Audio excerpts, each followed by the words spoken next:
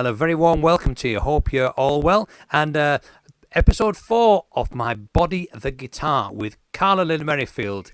And today's subject is Stevie Ray Vaughan. Karla, great to see you. How are you? I'm great. How are you, Paul? Nice to be back together. Well, I am delighted, and I'm delighted. This is an unbelievable poem. I'm loving everything that you're doing. But tell us about this poem, Karla. Oh, okay. It's called Sestina for the Guitar Slinger. And, me and my forms, as people who have been following this series know, I love different poetic forms. And I feel that this particular form fits Stevie Ray particularly well. The Sestina is a French form that's rather complex, but it's based on, you have 6-line stanzas, and the end of the lines of those sextets, as they're called, have words that get repeated at the end of every line, but they rotate through a cycle. So if listeners will hear, they'll hear words like blues, Stevie Ray, beyond, guitar, souls, and baby angel. And they'll be cycled through the 6 different sextets, and then come together in a closing triplet. So it's kind of it's almost like doing a crossword puzzle when you're writing a poem, to make sure that you get all those words at the end of the line in the proper sequence as you move through. So it just mutates through those stanzas. And the funny thing, and I was thinking about this because this form came to me and said, I'm going to be the form you use for Stevie Ray Vaughan. And I said, okay, because of the complexity of it, and those repetitions that somehow to me felt like I was moving through one of his songs, any number of his songs. So that's in there. And then I realized, after looking at it just a couple days ago, that, okay, here's a form where there are 6 sextets. And what is a sextet? Well, yeah, 6 lines of poetry, but to me, it's kind of half of the 12-bar blues. So I saw some kind of relationship between the actual form and the acid blues, as I call them, that Stevie Ray once played for us. So that's kind of the background. And this is another one of the poems where I'm talking directly to the guitarist. And yes, Stevie Ray is no longer among the living, and but I'm able to cross that veil to the dead, and within the poem we end up playing a duet where he's playing his guitar and I'm doing the poem. So that's kind of the background of it, and I guess I should read it, right? That will be fabulous, Karla. I'm so excited for people to hear this. So when you're ready. Okay. Looking forward to it. Thank you. All right. It's called Sestina for the Guitar Slinger. In pursuit of the unholy get-down, blues. My Sestina, like your barrage of tones, Stevie Ray, your grinding chords for my poem channeled beyond, through a wall of distortion, splattered guitar, notes, scattered words all over the place of souls. We deal in heavy gauge strings, heavy duty wanging, baby angel. We've had our devils, your cocaine, crown royal, my promiscuity, but oh, lover angel, you, me, both with a weakness for the spiritual realm, our holy blues. Your music, my poetry, a part of each person's soul whose lives we may touch, even on a Masonite Git model from Sears, Stevie Ray. We'll play verses and licks, tune low, play hard, floor it. My poem, your guitar, broken in 3 places, taken as my lines take me, beyond. In thrift shop pimp suits, pleated pants, a fierce soul, and his full bore grimace in YouTube's vast beyond.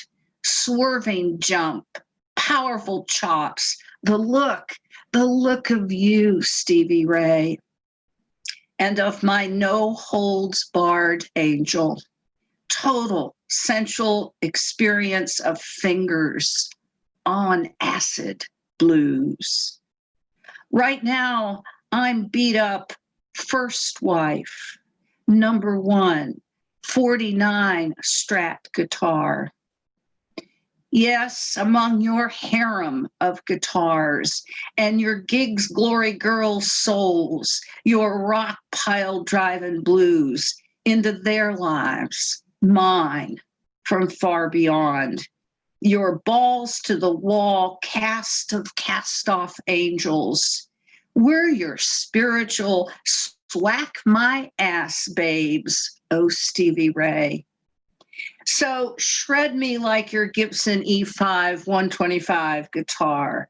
Dive bomb my soul with sweet-picked arpeggios of blues and swift harmonic scales from your beyond. Oh, my amplified angel, twist this, my steel-strung body, Stevie Ray. Upon our transcendent spiritual machines, Stevie Ray, my unplugged acoustic, your volume maxed Jimbo teleguitar, somehow twinned, earthling to angel, across veils, those living, those dead, our souls, here, there, everywhere, beyond. Play, no compromise, only blues. You would also die for my bloody pearl custom job guitar, but you're already dead, a beyond soul, the only 6-stringed in sex tex angel doing the Stevie Ray Vaughan blues duet on me, with me. That's absolutely beautiful, Karla. Thank you so much for reading that. There's so much to talk about in this poem. I'm just turning my mic up a second. Okay, turn it up. So let's start at the top because every line is a treasure. I'm looking at it right now. So we got in the pursuit of the unholy get down blues. I'm going to ask you about the first line because that is what an opening. Well, Unholy Get Down Blues. Yeah, I'm quoting Stevie Ray when he and his brother were playing in the earlier days together. That's a term that Stevie Ray came up with, or a phrase, the unholy get down. That's what his term was for playing the blues. Let's do some unholy get down. So that's a direct borrow from Stevie Ray himself. Well, absolutely. Well, I think one of the aspects of his guitar playing is the fact that anybody who listens to Stevie Ray Vaughan is immersed in the intensity of his delivery. He is just in the moment all the time. So I first heard him on a radio show. He played the Reading Festival in 1983. And I hadn't actually physically seen him play, but he was very influenced by Jimi Hendrix, so he used to tune his, I haven't done it, but he tunes his guitar down a half step, as it were, so effectively it's to E flat. And Unholy Get Down Blues, it's the intensity that he plays with, I think. If you're influenced at all by Stevie Ray Vaughan, which that was a great influence, you're going to dig in.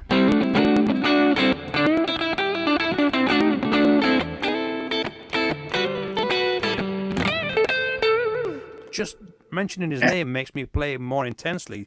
And really, every note is an event. It kind of counts. Ooh.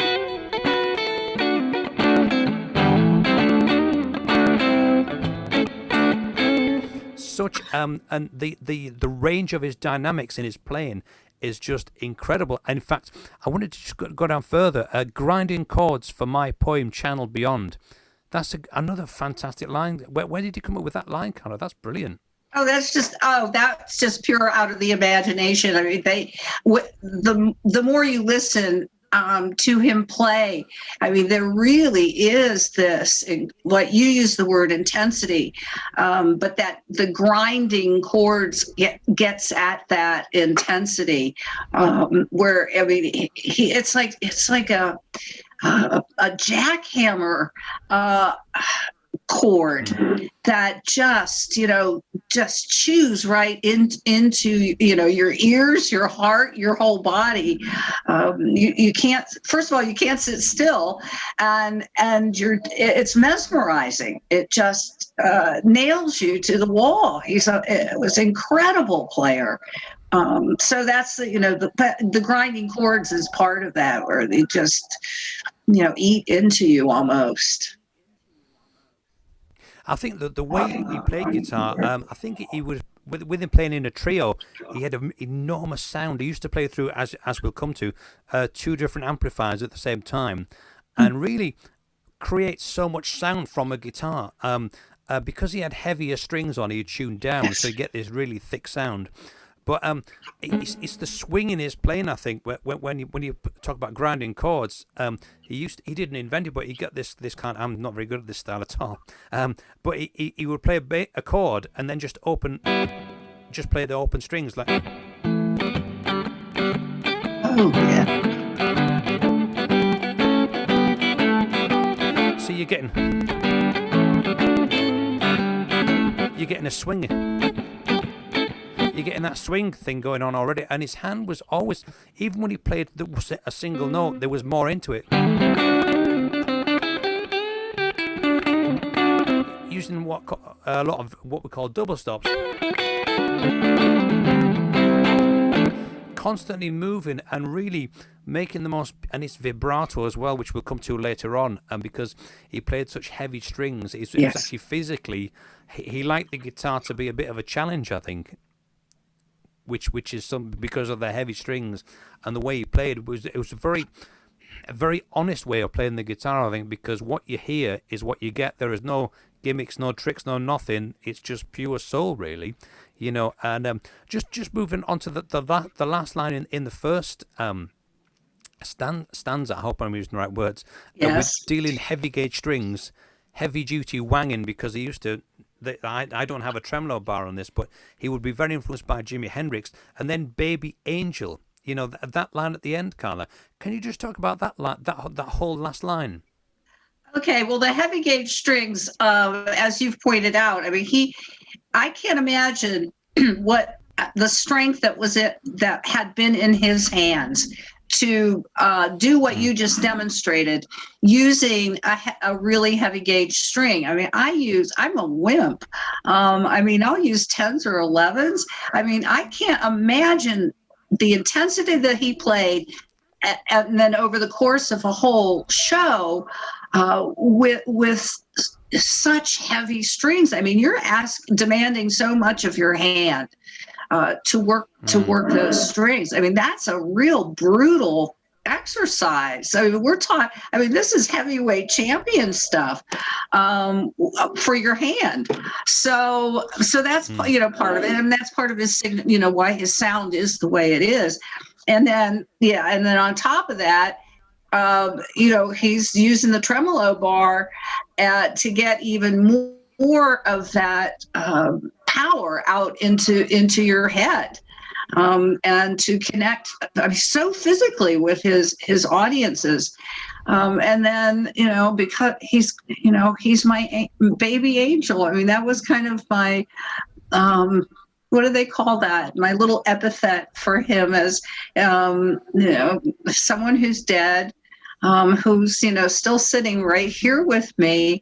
Oh, he's my baby angel. And it also has kind of a Southern, Texas thing going on in that, and then the angel word is one of those end words that gets repeated through this. So I keep calling him my angel. I keep reminding him who he is. Well, it's an incredible. And then in the second stanza, sorry, I'm channeling the devil through the internet tonight. I think if you can hear it at your end, oh my God, very rock and roll. But the first line of the second stanza, he had our devils, your cocaine, crown royal, my promiscuity, but oh lover angel. So as we know, he kind of had an addiction problem, didn't he? I think he won though, didn't he? Yes, he did. Yes, he did. He got his life turned around, as many famous guitarists have done. They go down that road, and it goes to your head and up your nose or down your gullet, and then there's this awakening. And he struggled a long time with trying to overcome it. Tried again and again, and finally, not too long before he died, he really got straight. And it's almost, it was even a deeper part of the tragedy when he was killed. That here he was, he'd cleaned up his act, he was at the top of his of the peak of his career, and then bang, he's gone. So, and we all you humans are frail creatures, and we all have our addictions. Even maybe it's chocolate or something, but and we struggle sometimes. So many of us, and it's great to be able to say I did that, I overcame it, and here I am. And so he was able to do that before he died, which was quite, and therefore also become a lesson for others who need to go down that path. So, and he was he witnessed the whole recovery for everybody. Absolutely. Another thing I wanted to discuss with you, Karla, is it's great that you've mentioned Sears, a Masonite Git model, because so many great guitar players got their first Sears guitar. Billy Gibbons got his first guitar from Sears. Sears Roebuck, I think. A lot of people, and I just, in terms of string gauge, I just wanted to make it feel a lot better, actually, because you used 9s or 10s, but Billy Gibbons actually uses 8s. And Tony Iommi from Black Sabbath uses 7s because he's got the prosthetic fingertips. So it's interesting with the gauge of string, but Stevie Ray just had the most enormous sound. But Sears Roebuck, yeah. So many people started with a Sears guitar, and I don't know how good they were, but a lot of people started with that, and that's a great thing from the early days, because with his brother Jimmy Vaughan, of course, being a great guitar player as well. That's a fabulous combination of the two. In the third stanza, it just goes on, and it's beautiful. In a thrift shop, pimp suits, pleated pants, and fierce soul. Could you talk about that? Because that's brilliant. Oh, well, if you watch him on YouTube, you see these outfits that he put together, and he would just go shopping into, like, say he's in Dallas or he's in Austin, and roam around into these thrift stores and find all these really cool secondhand clothes, and that's how he built his wardrobe. I mean, he didn't, go online and say, okay, Amazon, send it. He would. That was one of his pastimes, was visiting these thrift stores and looking for all these funky pieces of clothing amazing that he put together in these, really interesting composite costumes in a way. For people who follow fashion or get, enjoy figuring out, oh, what's he wearing or what's she wearing? It was off the secondhand rack, and he would put these amazing ensembles together, for his performances. Just one of those fun little details that I think says a lot about who he was as a person. Yeah.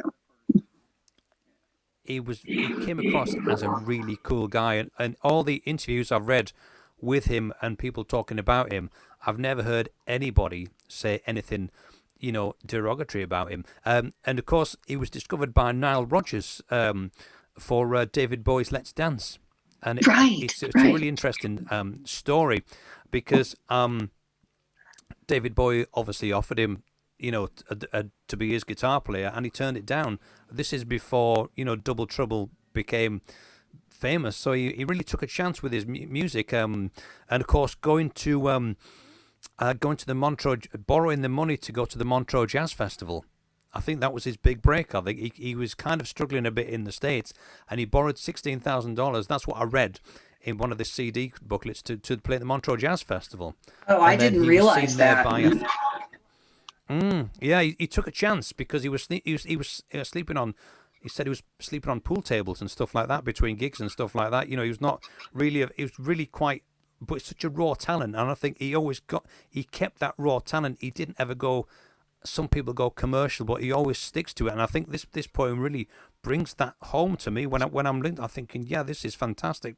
Amongst the harem of guitars, I mean, what a great term that is. When did you come up with that idea, Karla? That's beautiful. Oh, I've thought about that and used that in my imagination anyway, and it made it onto the page with this particular poem. There's this. You see people collect guitars, and I already, in little over a year of playing, have 3, and I'm already dreaming of 4 and 5. And I think we have our collections, and of course I call mine the boys. They become this. It's like my boys, and he had his harem that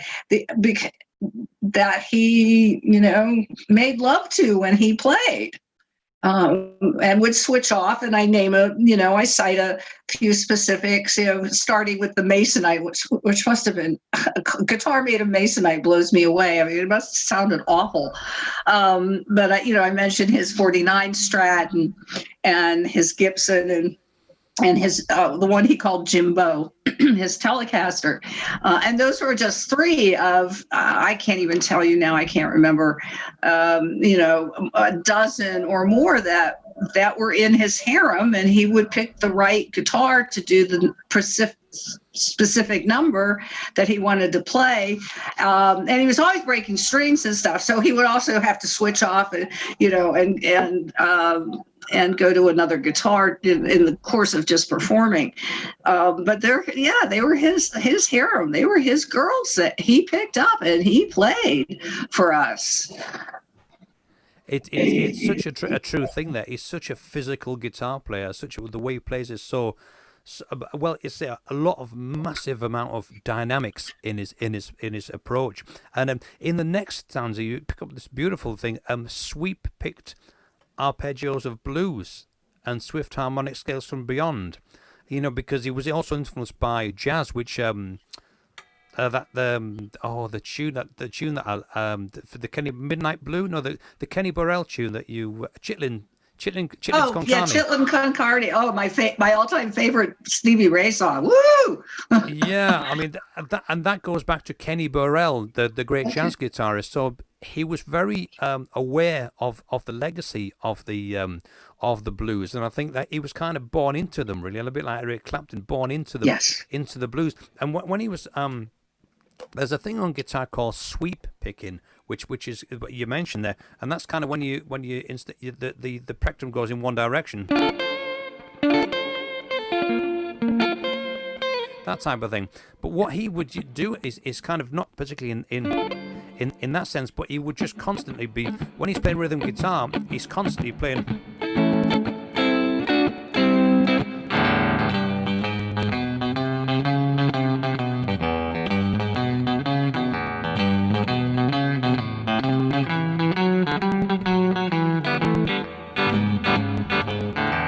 He's constantly moving all the time, and I think this is why when you hear the band play together, Double Trouble, to me they're one of the greatest bands ever because it's just got the best groove. Nobody plays a shuffle like the shuffle feel like the Double Trouble. Cold Shot particularly is one of the most almighty. When I heard it on a radio first, and the feel was just. I mean, he's going right back to B.B. King and Muddy Waters, but the Texas blues is so different to the Chicago blues, I think. And but he could do it all. I think Jimi Hendrix, as we know, was a massive influence on Stevie Ray Vaughan. But it's the and I wanted to pick up on the next stanza again. It's up on our transcendental spiritual machine, Stevie Ray, my unplugged acoustic, your volume maxed Jimbo Tele guitar. So transcendental spiritual machines is worth the admission price alone, I would say.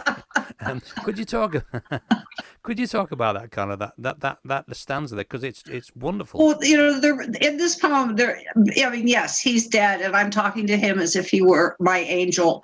But he lived. I mean, he had a very strong spiritual streak in him, and so in a way, the guitar, his guitar work became for him a way of expressing spirituality, albeit in a very physical way.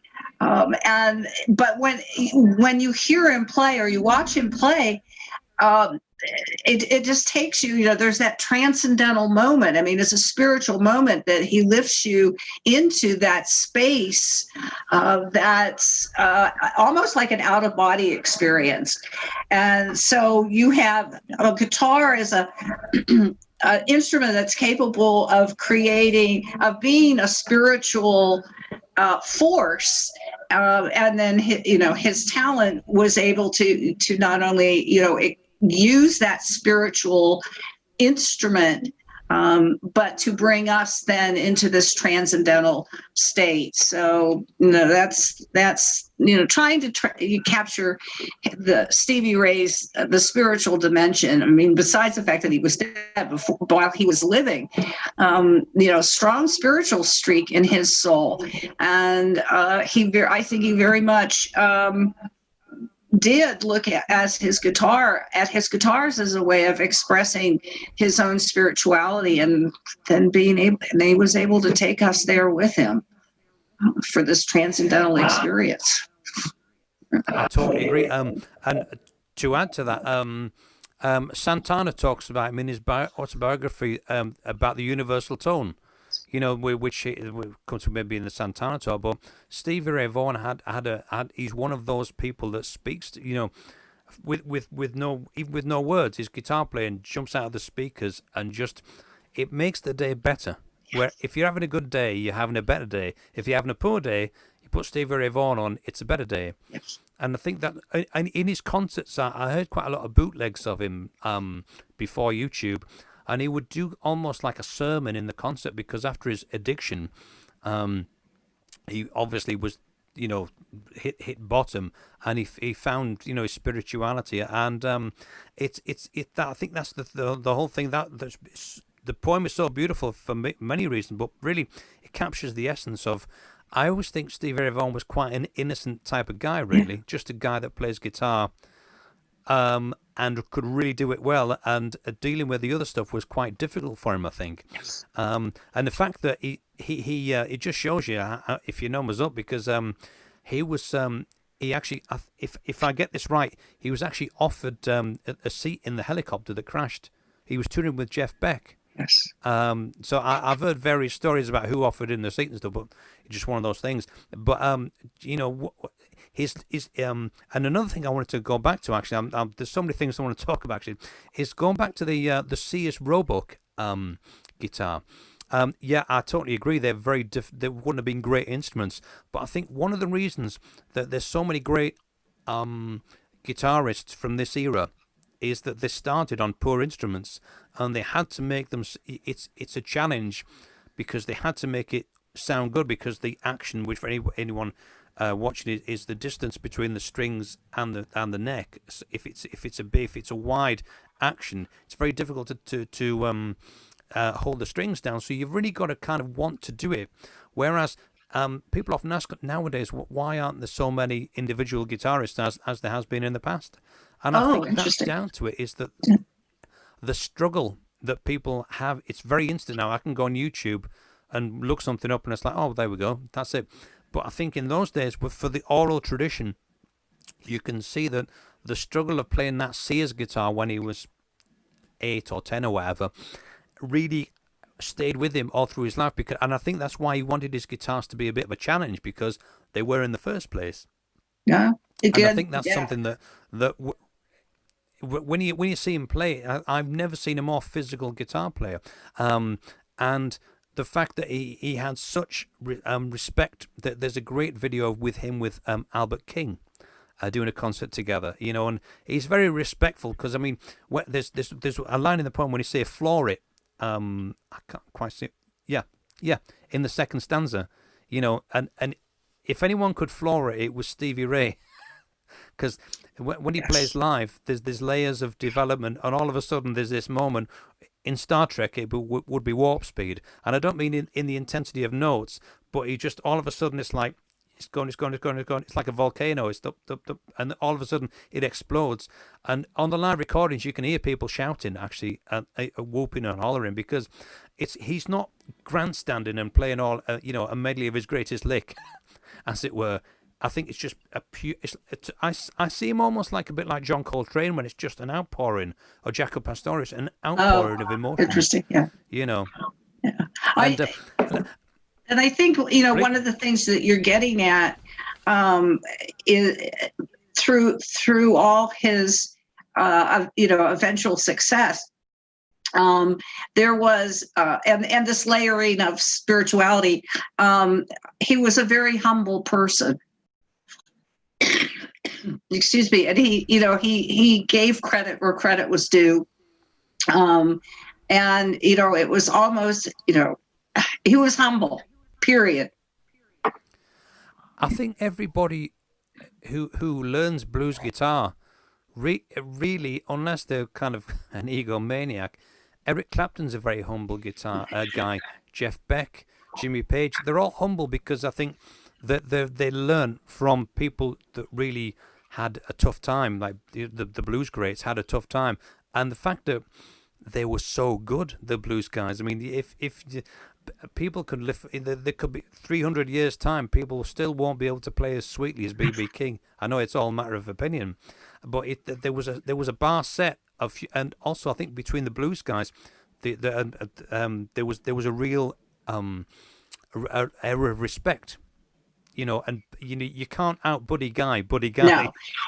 No. And I think that's the aspect with Stevie Ray. He was in that legacy where he was using it as a form of expression. Right. And he was in a way following what Clapton has done, and what Santana has done. So many of them has done in paying their respects to those blues greats, whether performing with them, making sure that they were on the concert lineup, to bring the B.B. Kings and Muddy Waters and Buddy Guys forward in their careers, and certainly breaking color barriers, to make sure the world heard these guys.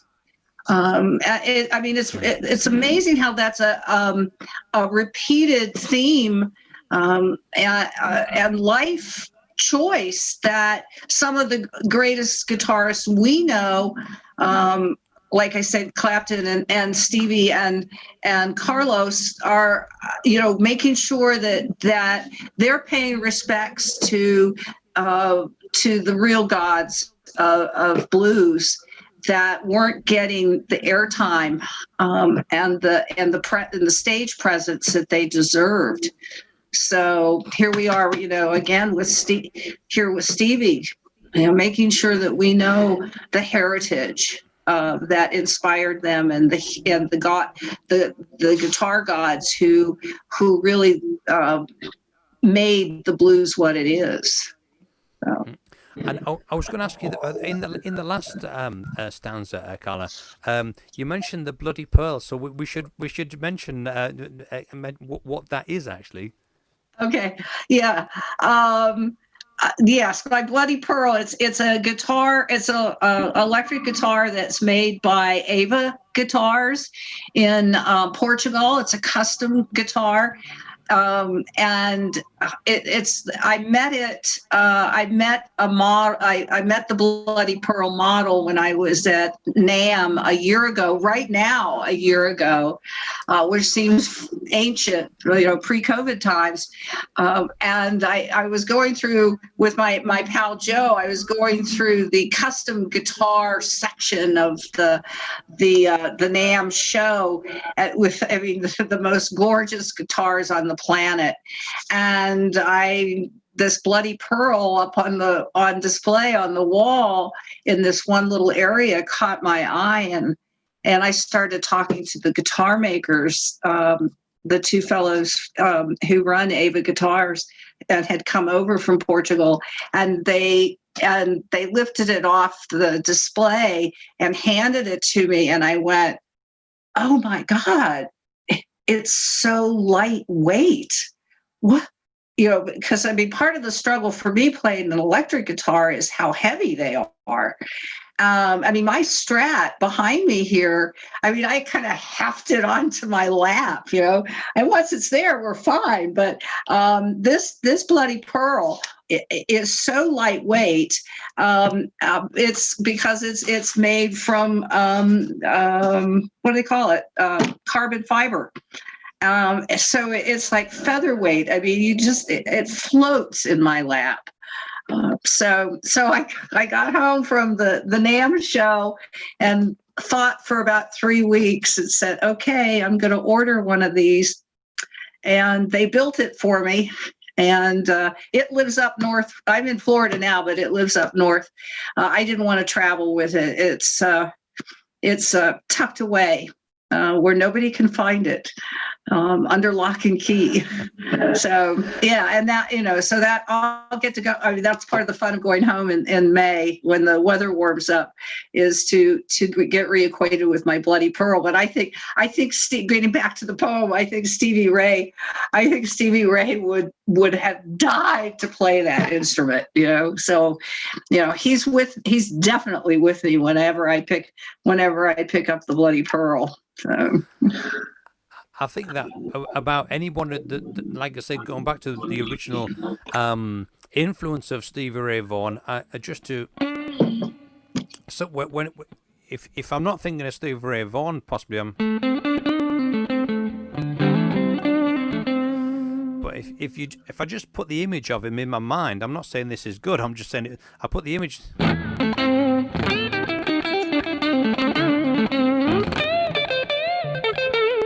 It just gives me an extra 20%, particularly on a gig if something.